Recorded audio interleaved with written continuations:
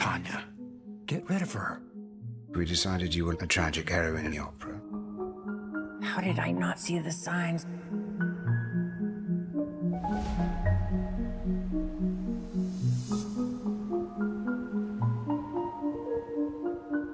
In the end of last season, Tanya is sitting with Greg in the last episode, and he's talking about his health issues, and she says, I've had every kind of treatment over the years.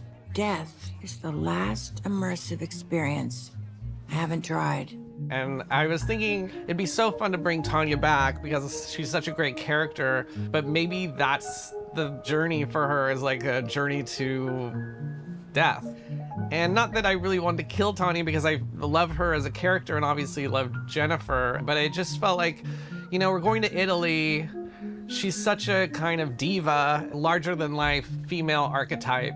It just felt like we could devise our own operatic conclusion to Tanya's life and her story. Yeah.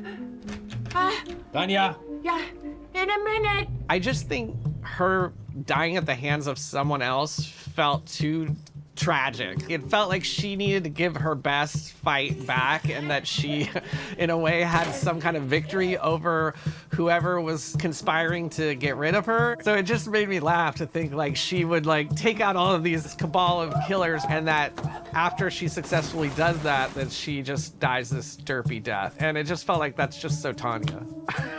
You got this.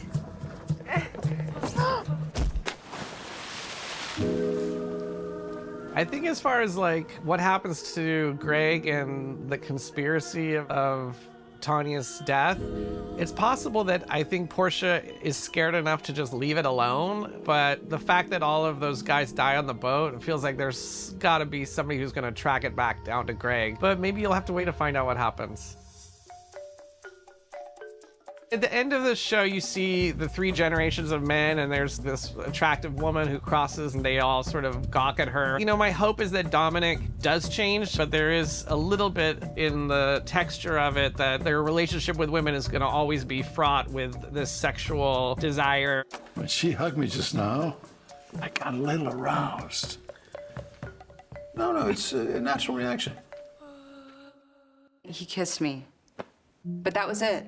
Okay, that was all. The question of like whether Harper and Cameron did more than the kiss, I think probably that's just all that happened. At the same time, there's some time that isn't completely accounted for, and I think that that's why it's like eating at Ethan. Ethan comes to Daphne, and did they have some kind of little dalliance on the island, or whatever happened, it allows him to let go of the jealousy that has been brewing with him. And it kind of brings back that first kind of sexual charge that happens in the beginning of relationships that sometimes fades away over time. By the end, you're like, well, maybe what Ethan and Harper needed was just a small dash of what Cameron and Daphne have. Thanks for putting up with me. I love you. It feels like Cameron, to me, is like one of those guys that's not really gonna change.